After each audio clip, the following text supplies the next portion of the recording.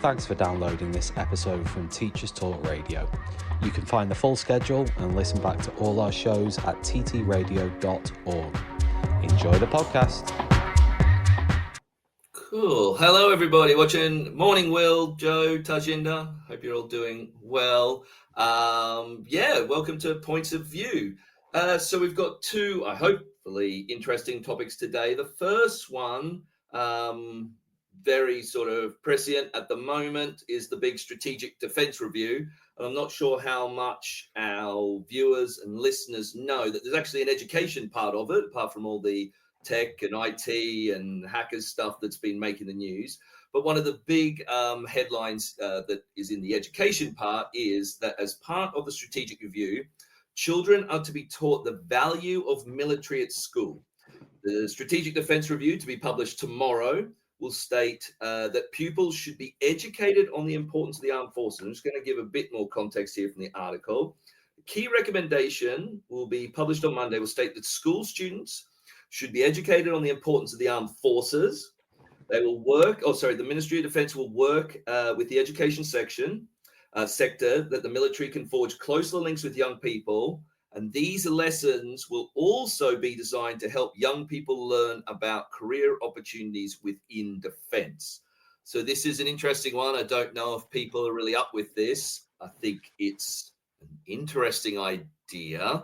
What are our immediate thoughts? Tajinder, what are you thinking about this one? I just think it's just another thing to teach, and I don't necessarily mind the idea of it, because if they're not active enough in terms of careers advice and they want to do more, that's fair enough. I don't see a problem because there's already something there. You know, people come in to do careers advice all the time. But if it's just another means of like trying to teach children something, what to think about things, I just don't agree with it. Like, I don't agree with it on either side. I don't agree with sort of like some of the lefty agitating that goes on, and the fact that, you know, people think they can just put the politics in all the time. And I don't agree with this either, because I don't think that you should have to think that the military is a good thing. I think you're allowed to not think that. What we shouldn't be doing is actively teaching against it, but I don't think that's happening. What are your thoughts? Anybody else want to jump in, Joe or Will? When I first read that headline, eye rolling started with the, oh my gosh, exactly as we've said, just another thing to squeeze into an already cramped PSHE curriculum that's just already whack full of all sorts of different things. Then I read it a little bit more closely, and I'm always mindful of the fact that it's in the Telegraph, and I like to be a little bit strident about some of those things. But most of the time, certainly in my school, but talking to a lot of CEIAG leads that I'm familiar with, they are often the military a go-to bunch of people who we invite to careers fairs, that we talk an awful lot. But I actually don't think there's anything wrong with maybe knowing a little bit more about those things and those opportunities that the military can offer. I often look to myself around, I've trained to be a teacher, went to university, blah, blah, blah. My knowledge about things like apprenticeships is pretty rubbish. It still is, despite the best efforts of some people I work with, as career opportunities. My knowledge of apprenticeships in the military was absolutely developed exponentially through a conversation with one of my year 11s the other day, who was talking about the opportunities that they were looking into for careers within the military that were not anything I'd ever thought of or heard of or considered. And it was really interesting debate, because one of my other kids, they're quite passionate, some of the kids that I teach, was talking about, but you've got to give your life over to something for 2 years and you won't be able to do this. And how about, all of these different aspects of things. And I think those are the things that we don't often talk about maybe in school. We chuck some leaflets at some kids, or the army turn up, or the Navy, the RAF, whoever, they turn up and they either do charity things, assault courses they bring into school, they do that kind of experience the military type of days, or they stand behind a table and talk about recruitment. But that real interest and engaging debate, I think, does have place, does have value, because we generally do kind of stop our teaching at this is what happened in wars past, not what the military do now. What are your thoughts, Will? Yeah, covered by what Joe was saying there about the military of the past, well, that's going to come up in your history teaching anyway. I mean, it's very difficult to teach history well without communicating, and I say value, not necessarily in the sense of, oh, everything the military does is great. Of course, I don't mean that. What I mean by value is the significant role the military has played in the history of this country, like it has in most countries' histories. So I think if you're teaching your history properly, that's going to be communicated to the children already. I've only seen, there's not that much detail in the article about exactly what this will look like in the classroom. I suspect because it isn't happening yet, so no one really knows.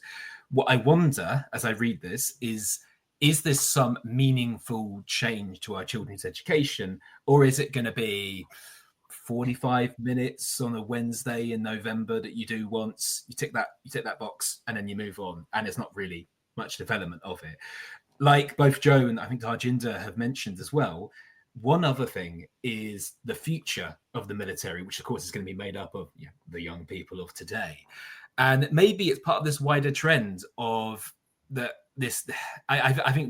think there's this widespread sense now that university is becoming less of a default for those academically, or for children, or maybe recommending university is becoming, I think we're thinking twice about doing that. And actually, obviously the military is a very large employer, and one way of looking at it is, yes, you pledge, your life, or quite literally in a sense you do.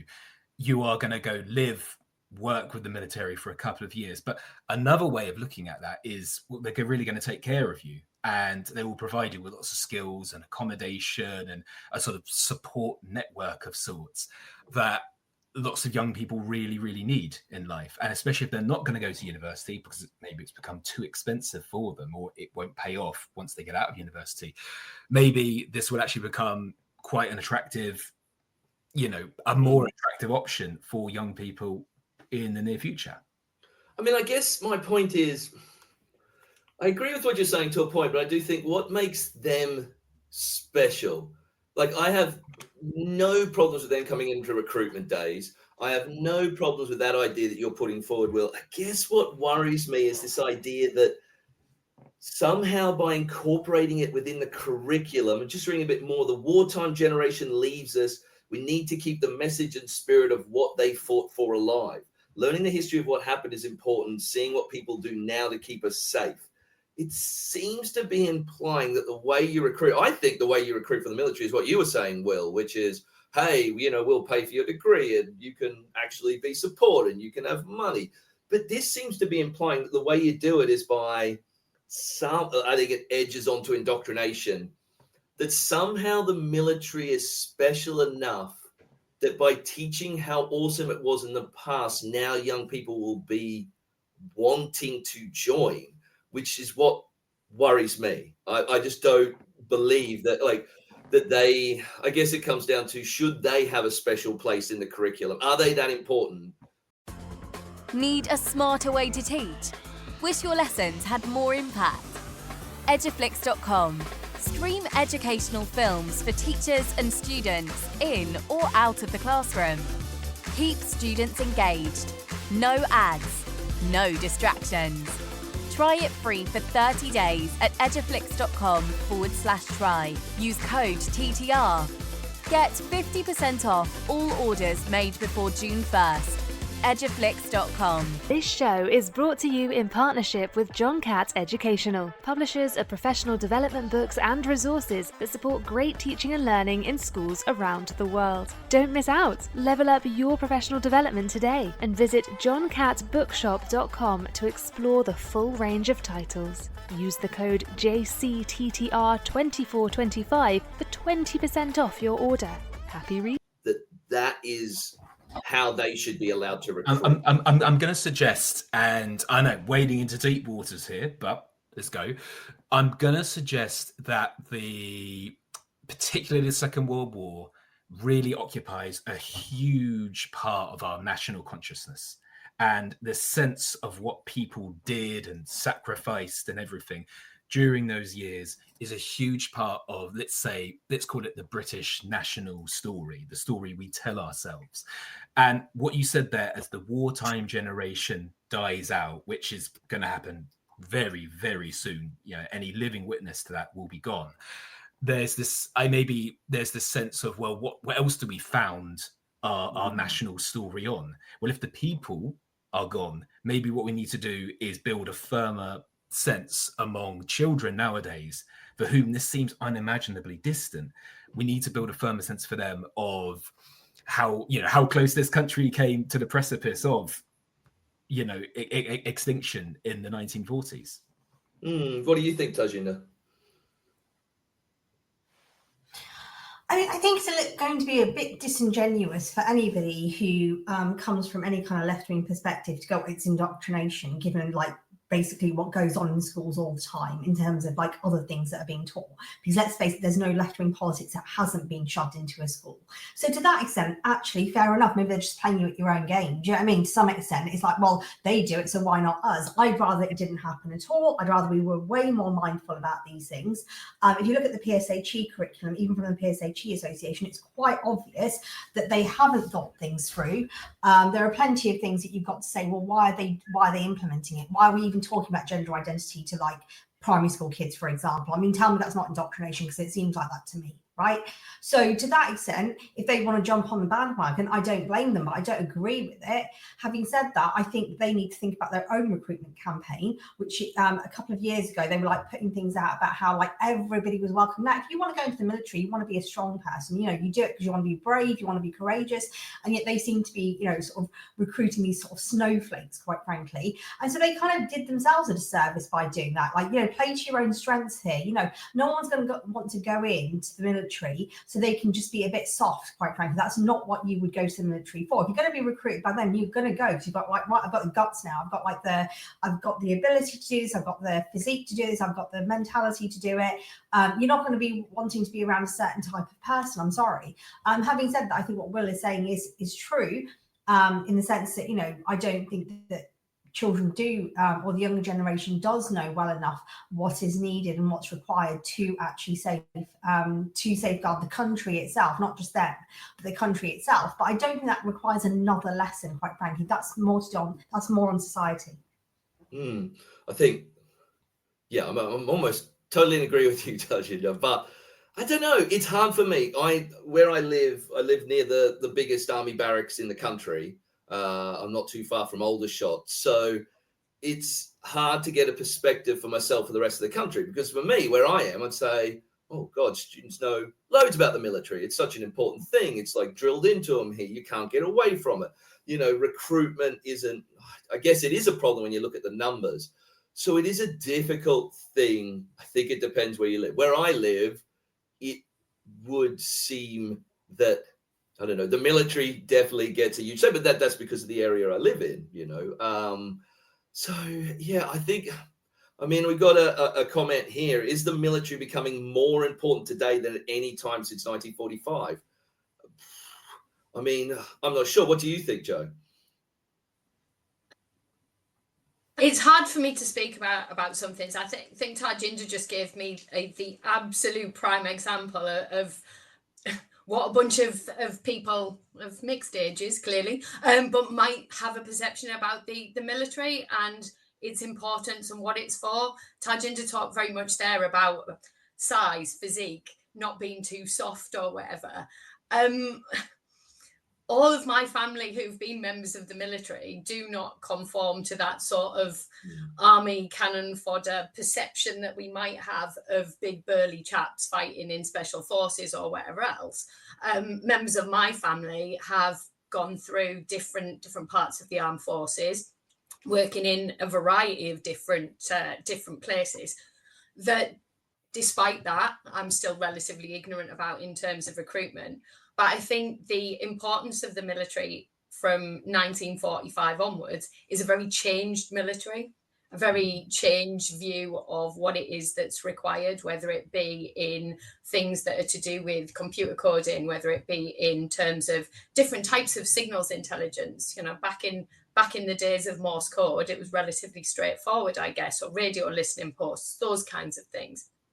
Now, all of the things that we rely on for our defence are maybe through the back channels, the back doors, the the bits that we don't even know about happening, and neither do our young people, because as Will said, the history that we teach in school, we teach about going over the top in the First World War. We teach about, sometimes to a lesser extent, fighter commands, brilliance in the Battle of Britain, maybe a little bit less on bomber commands, carpet bombing of Dresden, all of those types of different things, but we teach about that. But we don't teach about spies, intelligence. We don't teach about the people who are building drones, servicing drones. We might watch the news about war in Ukraine and talk about the Russians using drones, the Ukrainians using drones, but we don't talk about how those drones are built, how they're developed, how they're used for military purposes, non-military purposes, who looks after them, who decides where they go, who shoots them out of the sky if they're enemy ones. We don't know enough about those kinds of things. And I think that impacts our understanding of how we might teach about the importance of the military. But the one thing I really did want to jump in on actually was coming from a completely different perspective about what teaching about the military might give us. And that's about the idea of service and serving others.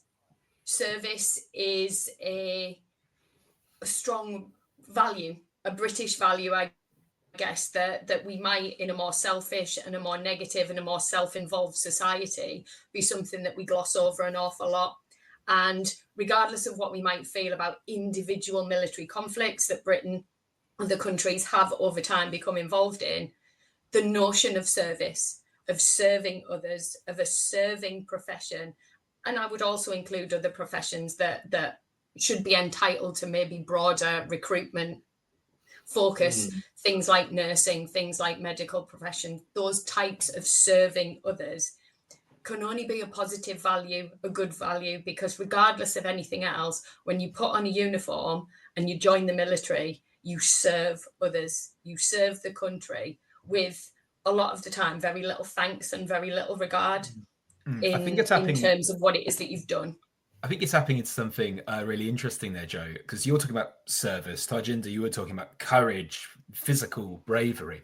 And maybe if you really want to get, let's say, children on engaged, excited about the military, it's the values that it underpins. You've got to inspire with the eternal themes that run right through militaries all over the world over time. And it is, as we said, things like courage, things like service, things like, I guess, comradeship, sacrificing yourself for a higher ideal, all that sort of stuff. Those are the themes that run. Again, it's very historical, but there is a way to really inspire children with those. And to go back to the question that was asked about, is the military becoming more important than today than it was since 1945? Yeah, in some cases, it seems like it is, right? I mean, we have land war in Europe, one country invading another. We have the sort of weakening of NATO. We have threats to what they call the international rules-based order. We have the rise of, let's say, other countries whose interests do not always align with our own, who are only becoming more and more powerful. So yeah, I think the answer to the question is simply yes, it really feels like it. And in many ways, this feels like a very 2025 news story, because there's also that geopolitical dimension, but also there's that thing about young people, especially this crisis of masculinity in young men that we read so much about. This idea that lots of young, teenagers not really sure how to see themselves in this world, not really sure how to sort of be men. And it would seem to me that this would offer a route for at least some of them, a very traditional rules-based, system that, as long as you pledge yourself to it, as long as you're willing to sacrifice something of yourself for it, will give you an identity and a meaning. And bit of story time here, but I'm thinking back to, I've known a few people who I worked with in education who were in the army for 20 odd years before going to work in schools, and they found the change very jarring, because they had 20 years of having their lives kind of being told when to get up, when to go to bed, what to eat, where to go, what to do. So in a sense, they had really got something from that. And then they found it very, very difficult to adjust to life on the outside. Now, what I'm saying is we seem to have lots of young people who seem to struggle with life on the outside already. Perhaps this kind of whatever the military provides you with could really suit some of them. I do have some problems with that, Will, but what I don't have problems with is our awesome sponsors for today. So have you subscribed to our weekly newsletter yet? It's called Sound Bites and Insights, and it's delivered to 10,000 educators a week. It contains a curated selection of 4 standout TTR shows from the week, exclusive discounts and exclusive offers from our sponsors. Sign up on our website at ttradio.org/newsletter. And John Catt. This show is brought to you in partnership with John Catt Educational, publishers of professional development books and resources that support great teaching and learning in schools around the world. Level up for your professional development today and visit johncattbookshop.com to explore the full range of titles. Use the code JCTTR2425 for 20% off your order. Just coming back to what you were saying, Will, before I talked about our awesome sponsors for today. I actually appreciate the smoothness with which you did that as well. Worthy of special courses. You just went in there, you achieved your objective. So I've got to thank our awesome host for today, Tom Rogers. So whenever I hear that, Will, I start to be very concerned about that language that you hear from certain groups about national service, the military, how it can solve all the problems of society. We'll take these young men. You know what the problem with young people today is? They don't know service. So we should bring back national service. We should, make sure they do some sort of service to the country. The military's the way to sort our problems. You got a problem with masculinity, stick him in the army. I don't know. I have very big reservations about that idea. That the army is the way. I actually think it's socioeconomic why a lot of people join the army at the moment. Maybe that is wrong. And just what I've noticed in the area I'm in. And yeah, it does seem to me that the army has a better shot of recruiting more people due to economic factors and what you were saying about university than the idea of service. I do agree, but I just have problems with this. It falls into indoctrination to me, this idea that somehow the army is the solution to a lot of our society's problems, particularly for young men. I have a bit of a concern with that. I'm not sure what other people think.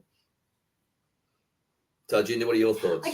But my point is, okay, but what other indoctrination goes on a regular basis that you actually disagree with? Do you see what I mean? Like, it goes on all the time. If you're going to say indoctrination is wrong, fine, let's make it a principle.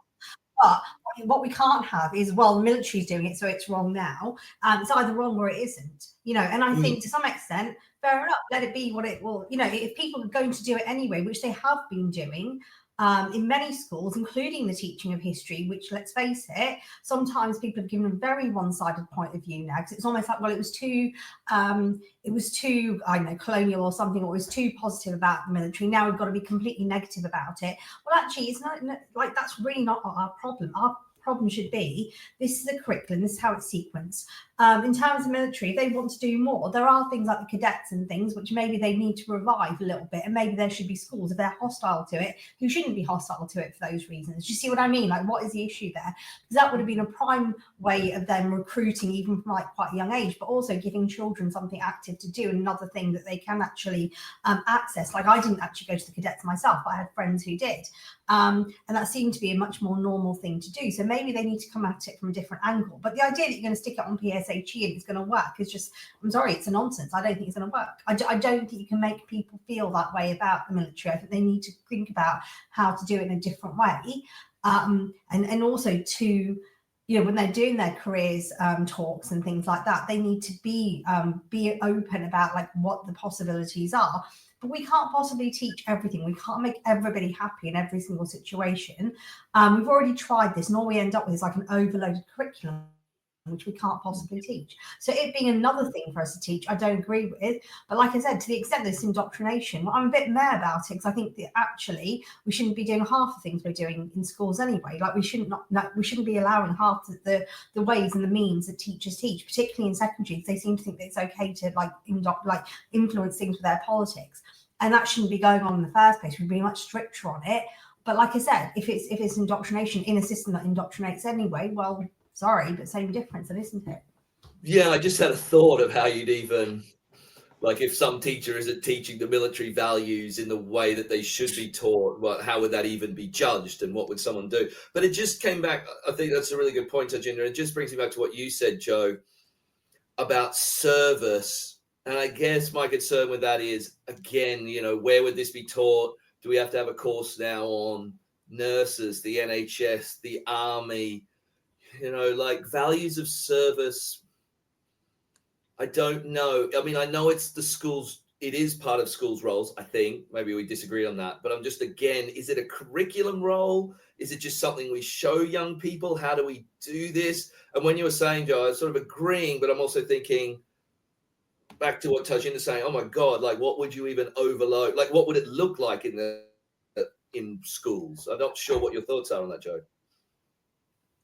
I think when I come back to the idea of service, and I work in a school with a very particular ethos that centres around the idea of service and serving others. Servant leadership is a core value that we have. So that idea about serving your community, and that community being from anything from the community that's on your doorstep to the community that's a little bit further afield, and to the global community. That idea and that concept of learning to serve others is something that I guess is the reason I work at that school.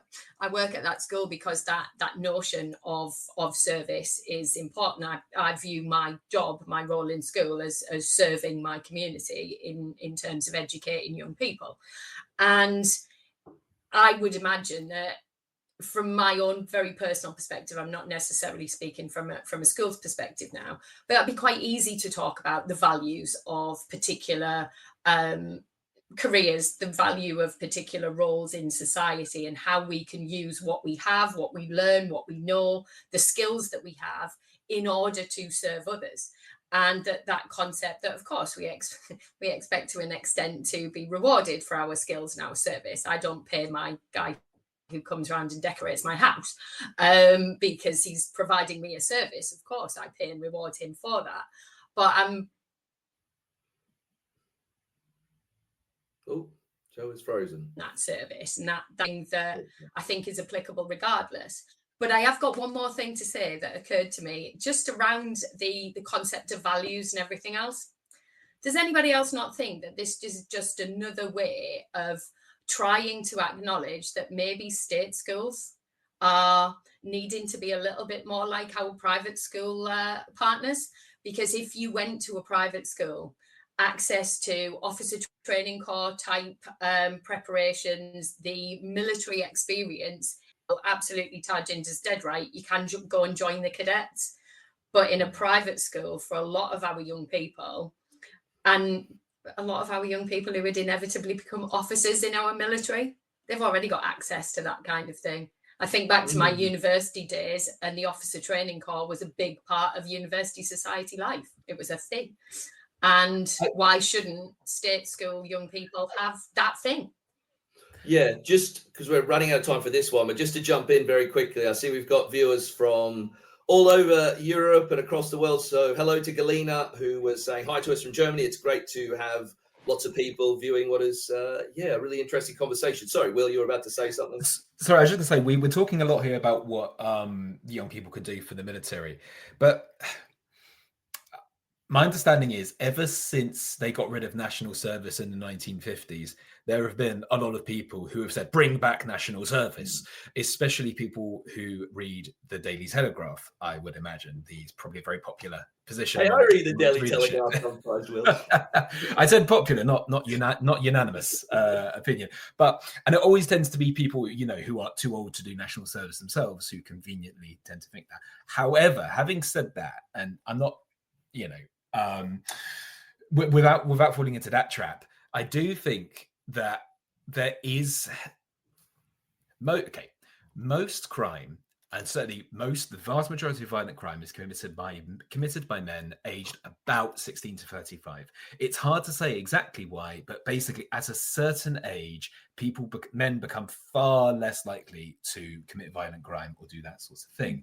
So I do think it does benefit society as a whole if there is somewhere for young men to channel their excess of energy their desire to compete and to do very physical. I don't want to say violent impulses, but if you know what I mean, that sort of stuff that young men have lots and lots of. There needs to be a place for them to take that and to channel it and to learn some skills and to learn some self-discipline and service and all this, that, and the other, to learn these positive attributes on the way and actually make a career out of it and then come out the other end, more as a more complete person than they were going in. And I just feel there's a lot of young people crying out for that sort of guidance in their lives. And actually, this could be a solution for a lot of them. Okay. So I have other things to say about that one, Will, but we'll leave it for the moment because you need to move on to our next story. And this one, I think, I'm just trying to bring it up, is an interesting one. So we're talking about the NASWT elections that are coming up, and there's been a lot of controversy about these, and there is actually going to be a campaign now, an actual election, what would you say, vote, which there wasn't going to be before. But the person the actual union has put up, it's controversial for several reasons, Matt Rack, but one of the things I'm interested in is that he is a former firefighters union general secretary. Now we've got Neil, we have a campaign now. I'm just trying to find who it's against. Neil Butler, who is a former teacher. But I guess the question I have, not knowing, I am part of this union, I should say, but without knowing too much about it, is does it matter if the head of the teaching union has never been a teacher? And I think, Joe, you had some interesting comments to add to this as well. I guess that I wholeheartedly believe that somebody who is in charge of a union that's to do with teaching should at least have had some experience of being a teacher of some form or another. I'm not 100% snooty that it has to be somebody, I'm quite happy with university teachers, lecturers, that kind of thing. I'm not saying anything else. But it more led me to the question, realistically, is about what we believe unions are for, what the point of them is, because a lot of the article that you made reference to that was in The Guardian focused on political opinions of this guy and the things that he may or may not have said in the past. And it led me back to thinking about how often I disagree with some of the political standpoints that my union that I'm in, which is not this one, have expressed in the past, and whether I think that's what unions should be doing, engaging with politics outside of the realms of things that directly impact teachers, pupils, schools themselves. Tajin, you must have. I just want to say here, and so I know I'm interrupting. I just want to say here, Joe. I completely agree with you. I was a member of a different union, and I was a union rep at one point during the sort of strikes in 2023, over that period, and I think it's very, very sensible for a group of professionals to be part of a professional body that looks out for their interests and advocates for things that are relevant to their job. However, just like you, I would often see my union take, pretty strong political, making statements about things that, as far as I can tell, had very little to do with teaching, and with no particular consultation of the rank and file members over it. And of course, you sort of stay part of the union as well, because, if you're anything like me, you were told when you were training, join a union, it's your insurance policy if if there's a certain allegation or tribunal situation you find yourself in. So it's very smart to be part of one. However, wouldn't it be great to not have to kind of go along with a lot of political statements that you just don't agree with at all? What are your thoughts, Tajinder? I know you'll have strong thoughts on this one.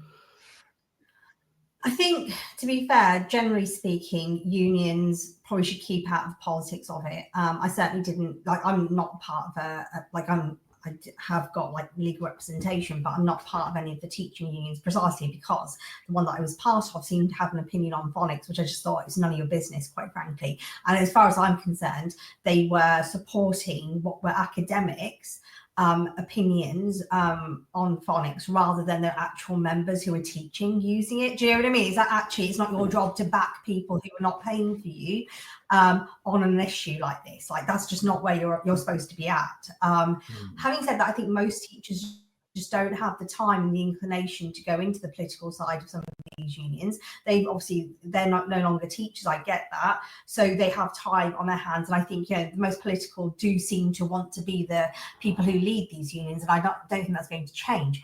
Having said that, my issue here a little bit is actually what is the role of somebody who leads a union, just any union? Because you could argue that yes, his experience in the firefighters union actually would serve better because he's got social media training, he knows how to run a large organization, etc. Just being a teacher is not going to give you that. Now, while I think it's important to have some experience or have the knowledge or be willing to get the knowledge, I actually don't have a problem with him not being a teacher, because I think sometimes these organizations need to be run by somebody who's got the skills, not just somebody who's got the background. Yeah. Can I extend your question, Dave? Because I think it's an interesting one, and I think it applies to all schools, because of course all schools are led by leaders who, I'm going to make a sweeping assumption here, don't spend much time in the classroom and don't teach their own full-time class. So couldn't you extend the question and say, well, if you're going to be a head teacher of a school or a principal of an academy chain or whatever you want to call it, maybe do you need to have been a teacher first, or do you need to have been a particularly good teacher? Because, of course, the skills involved in running a school are, I think, like you were saying, Tajinder, with vis-a-vis leading a union, often very, very different from what is needed to be a good teacher in the classroom. I think there's something different about leading a union to leading a school, obviously a teaching union. I don't know, Will. I do think you have to have been a teacher to be a principal or a CEO. I think you have to have that understanding. And I think a good principal or a good CEO is still going into classrooms. I mean, obviously a union head isn't, my understanding would be that you're not going into classrooms. And it is that aspect, the people who work for I know you were saying you work for the union, Will, but in my experience... Well, I never worked for a union. Sorry, I was just a workplace rep. Oh, okay. It's just a voluntary role.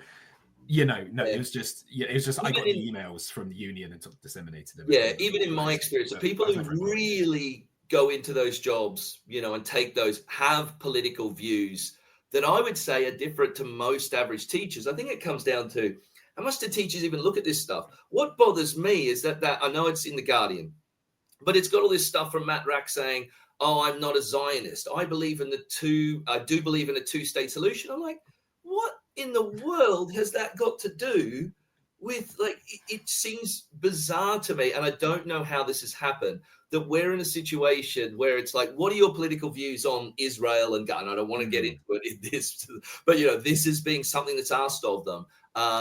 What about there's talk about mergers of unions, which he said he's totally against, but it's a lot of, and it's like, no, what is it that we want out of our unions as teachers if we belong to it? And what does it mean? And I do think for a lot that part of the problem is that most teachers just do ignore this stuff. I know with the previous union that I'm not part of, when that union head was elected, and he's quite controversial.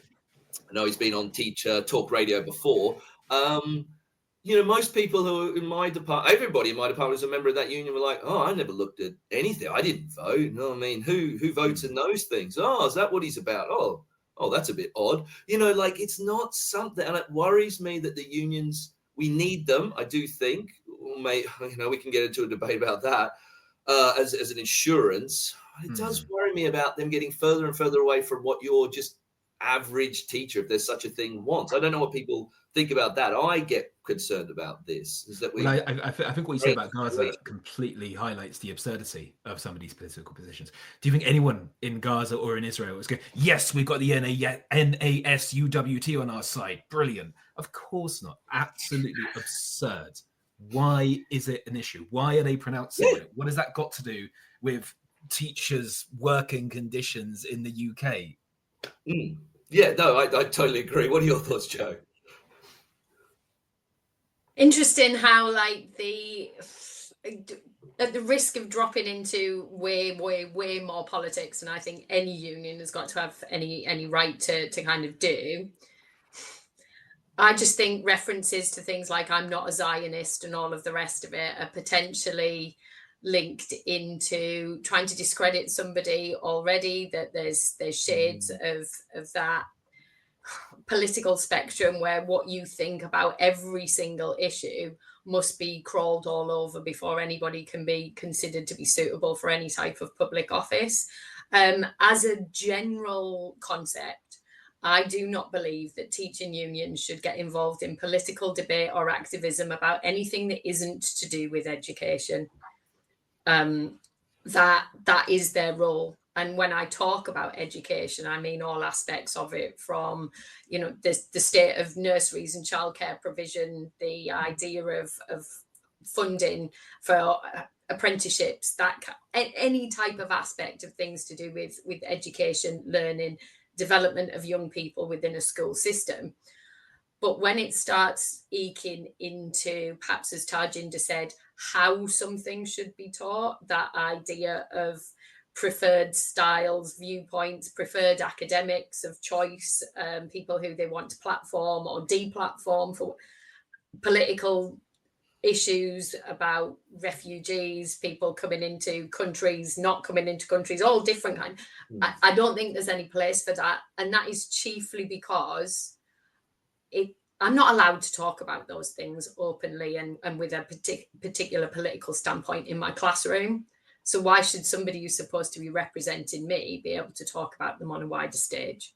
Yeah, and I think just on that point, Joe, I think it touches on another, you said something interesting about it should only impinge on education. I think one of the issues is that some of the heads of the union would say, no, I am talking about education. I mean, we've got a situation where the person who could be the head of the NEU next was at the general meeting the other week saying that schools and teachers should be empowered to talk about, you know, the Palestinian situation. Now, that frightens me to an extent, but it's interesting in that sense what we might mean by education. I think I know what you mean by it, but what they would be saying, oh no, this is education. It's education of a different type, and that is what concerns me. I guess, Tajinder, you were saying you're not a member of a union. So what do you see as any role in unions in schools? What's your thought on it? Look, like from like sort of my own sort of political perspective, like in the past, I'd have been quite pro-union, you know, having been quite left-wing when I was younger. But the fact of the matter is that they don't serve the purpose they should serve. I mean, I actually think it's ridiculous that even with a Conservative government, they didn't just get rid of the unions. I think to some extent it's a game. The fact that we have to go through a union, I don't see why we should have to do that. I think we should just have legal representation, have done with. So I think actually it would serve teachers much better if they were just allowed to go and get a solicitor or a lawyer and fight that way than it would do to go through a union where people aren't necessarily trained. Because, you know, like you say, Will, you were like a rep, you were a teacher yourself. So how well could, you know, most people actually do that role in terms of supporting a teacher, given that being a teacher doesn't mean that you're necessarily good at backing other teachers. Do you see what I mean? Like that, again, the same way that we're saying that just because you just because you're good at a particular role does not mean that you're to be fair, I mean, I do. My understanding was if they needed legal representation, I think the unions keep lawyers, you know, on retainer for that. So it's not sort of some random union. But not everybody gets it. You know. Then there was actually a comment by somebody who said the union didn't support me at all. It depends if they want to support you, but actually that comes down to them. So sometimes what they're doing is they're actually linking up and going, well, we've only got so much money, we can only spend so much of it based on our funds. Whereas if I was going to go myself, I could get myself legal representation. I wouldn't need it through another person, and depending on whether they want to do it or not. So it's not always the case that the union does support you, because sometimes what they're doing is they're looking at their bigger picture with their relationship with the school or with a multi-academy trust, and they're saying, well, actually, it doesn't suit us to really support this X, Y, and Z person, because actually overall we're better off staying, like, basically like having a good relationship with that head teacher or like that mat than we are supporting this individual. So I would rather that they scrap the idea that we have to have a union person there, because like that they can be the only one who actually supports us legally, and just say we can be supported legally by anybody, and then we'll see, won't we, like whether the unions survive or not. Because right now they're surviving because they're being given a privileged position. they have got a privileged position. Not that I want to get into advertising anybody else but our sponsors, but I should point out there are other organizations that offer that representation that aren't unions. But and it would be interesting to see, since the strike, I've got anecdotal evidence that they are gaining in support, that they are becoming more popular, but nothing more than that. So I don't want to go into it, but it is interesting what you're saying, Tajinder, because there are alternatives. Need a smarter way to teach? Wish your lessons had more impact? Eduflix.com. Stream educational films for teachers and students in or out of the classroom. Keep students engaged. No ads, no distractions. Try it free for 30 days at eduflix.com/try. Use code TTR. Get 50% off all orders made before June 1st. Eduflix.com. This show is brought to you in partnership with John Catt Educational, publishers of professional development books and resources that support great teaching and learning in schools around the world. Don't miss out. Level up your professional development today and visit johncattbookshop.com to explore the full range of titles. Use the code JCTTR2425 for 20% off your order. It's hard to know how if all this stuff is putting people off and if those alternatives are growing. But you know what else is popular? Our fantastic sponsors for today, which is Teacher Talk radio newsletter. Have you subscribed to our weekly newsletter yet? It's called Soundbites and Insights, and it's delivered to 10,000 educators a week. It contains a curated selection of 4 standout Teacher Talk radio shows from the week, exclusive discounts, and exclusive offers from our sponsors. Sign up on our website at tttalkradio.org/newsletter. And of course, John Catt. This show is brought to you in partnership with John Catt Educational, publishers of professional development books and resources that support great teaching and learning in schools around the world. Level up your professional development today and visit johncattbookshop.com to explore the full range of titles. Use the code JCTTR2425 for 20% off your order. I just thought it was interesting what you were saying, Tajinder, about the almost not exclusive, because obviously I was saying there are other organizations, but privileged. When I went through my teacher training, that was in Australia a long time ago. Yes, we were told, at the university I was at, you must be part of a union, even if you have no political views, to make sure if there's ever an accusation, anything that ever came up, it's your insurance, you would be mad not to join. And that's always been the case everywhere I've ever taught. And then you say, oh, there actually are alternatives, but I don't think they're talked about. Oh, there's also this alternative where you don't have like the political views. I'm just interested, like, I guess one, is that still the case?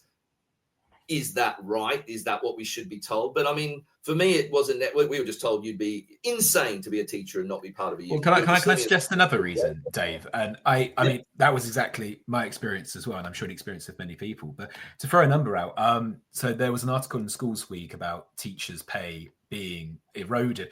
Since 2010, teachers' pay in the real term earnings have dropped by 18.2%, far more than the rest of the country. So I think collective action, a lot of teachers, if unions are becoming more popular, because a lot of teachers are looking around, they're seeing they're being asked to do more, including making the value of military. Let's add that to all the things teachers have to do. There was being paid less with more demands on their time and, let's say, more demanding attitudes from parents.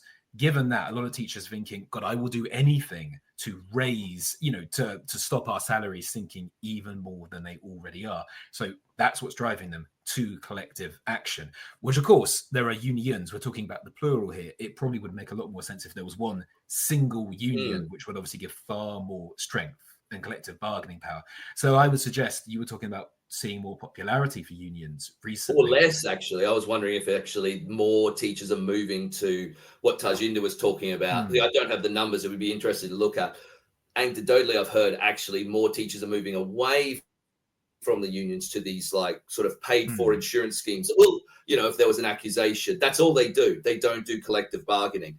But I don't know. Like, that's from these organizations I'm not going to name, so they don't sponsor us. But these organizations themselves have claimed they're getting an increase because of the overt political views that say some of the unions are moving to. But like I said, of no evidence, it could be going the other way. Like you said, there's also the other side of unions, which is collective action, which these groups can't provide. They are simply there in case there's an accusation, and they will pay for your what you would need, legal representation or anything else. Well, let me ask the question to the group then, and to our listeners. Do we think the pay rises of the last few years would have happened without strike action?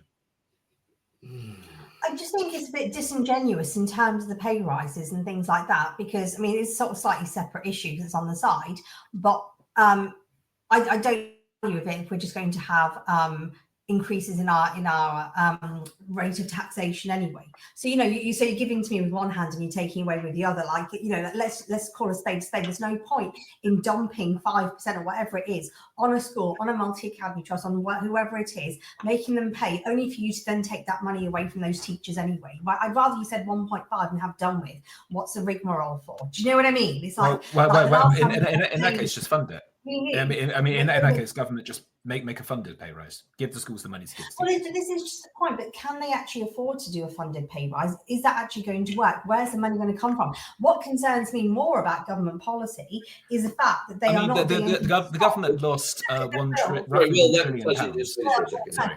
The point is, like, what would actually help teachers and help society in general is if the government actually had policies that meant that we don't have like millionaires and entrepreneurs leaving this country on a daily basis, quite frankly. Like, we've got a brain drain going on. So where they're going to continue to get the money from, I don't know. They're already in trouble because they can't get the receipts on this. So what we're going to do, well, we don't generate the money. We've got to think about this in a way that's better. It's not just about the increase in terms of money, is about where's that money going to come from, and we can't fund ourselves. We don't make the money. Do you see what I mean? Like, that money's got to come from the private sector. There are people who actually generate money. We don't generate money. We've got to think about that as well. Well, I think there's two points in that. One, for the money, I mean, just pick a random figure. Over COVID, the government wrote off roughly £1 trillion on lost contracts. So there's definitely waste in the system, and it's to some extent a matter of political will. Another one as well, you talk about we don't make money. Of course, in one sense, we don't generate profit, but in another sense, we absolutely do. One of the things that really hamstrings the British economy for many, many years is the slow productivity or the low productivity, should I say, or the slow growth in productivity of its workers. How on earth are you going to make your economy more productive if you don't invest in education? It's such short-term thinking. Can we just get back, to Will's question? Was an interesting one. I don't actually I probably should have an answer for this, but I'm still thinking through it. Joe, what was your thoughts about what Will said about collective action and whether we'd have pay rises without that? Trade unionist, so I'm afraid that I'm always going to say that I guess my attitude is summed up in what I've said before. I do believe that anyone in any type of trade or industry where possible should join a trade union because of the power of collective action. If we look back at times before trade unions, where people who had, when guilds were in charge of all kinds of different trades and everything else, unless you were part of that guild, you couldn't work and you couldn't do particular things. You couldn't get a better wage, even if you were skilled, if they wouldn't have you join in that kind of thing. People joined together to change that idea. It's part of our history. It's part of our culture to join together to quote an Inspector Calls, to try for better wages. I think that we wouldn't have the pay rises that we have without collective industrial action over time. I believe that if I am in a trade union and my union calls me out on strike, that I join that strike action or I leave that union. That's because I either believe in it and I stick with it and I push it forward, or I leave because I don't believe in it. Those are my two choices. But I certainly think that trade unions have a really important benefit when they focus on the trade that they are representing, in our case, teachers and education.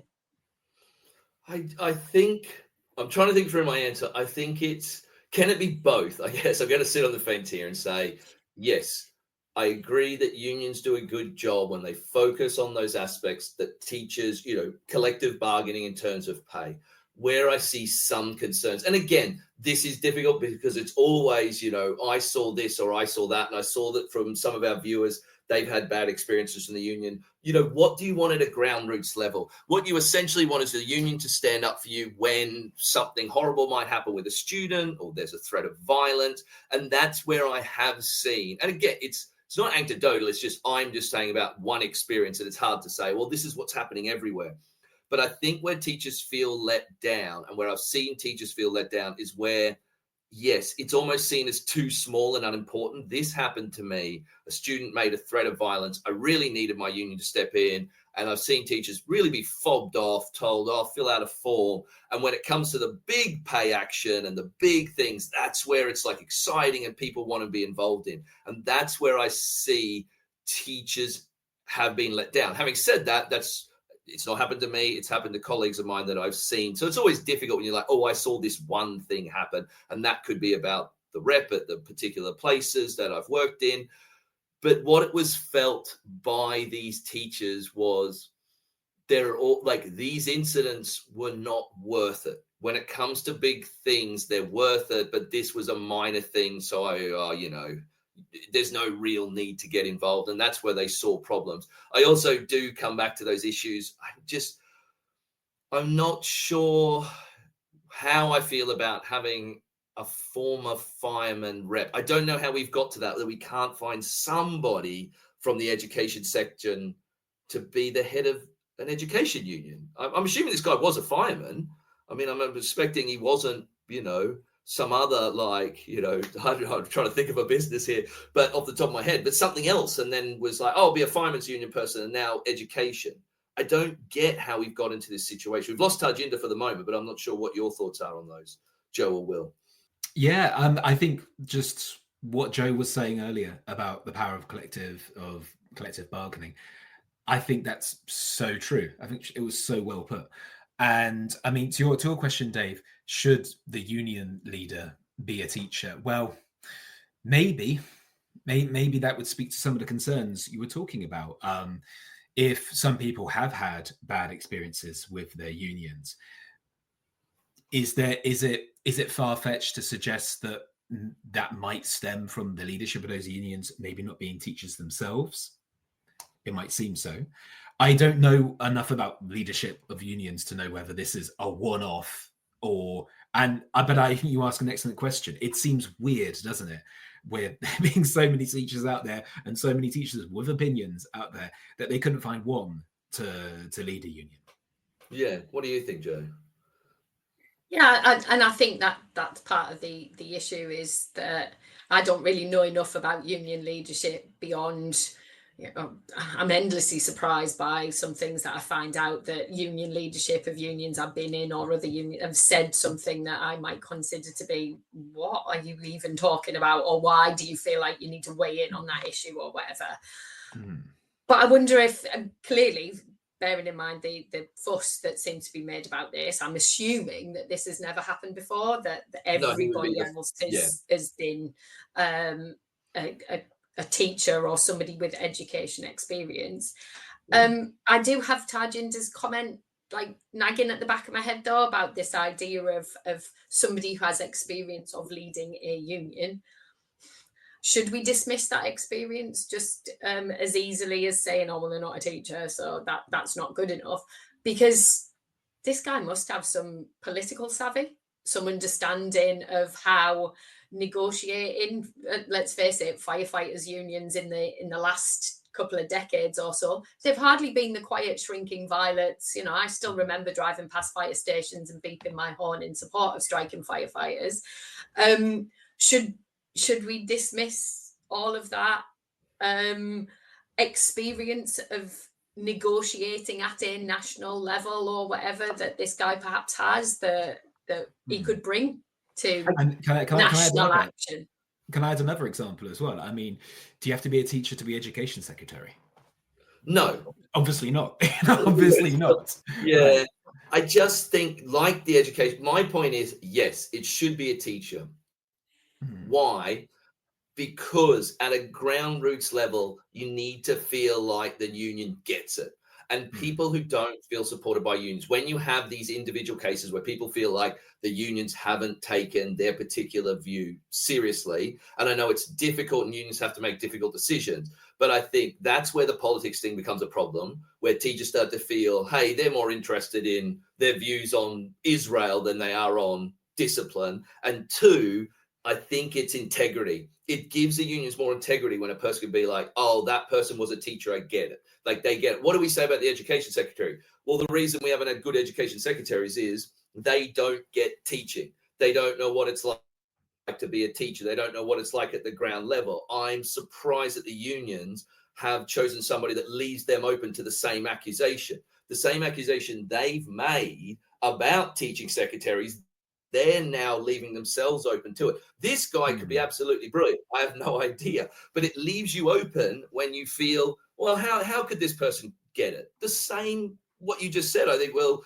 is the problem with education. And I feel it's strange for the unions to go with somebody that leaves them open to exactly the same problems and claims that they themselves have made over the years about, oh, why don't we have an education secretary that knows anything about teaching or has been to a state school? So we'll choose a fireman. I think that's nuts. But that's my sort of final view on it. We're out of time. Do you guys have any final views on this before we...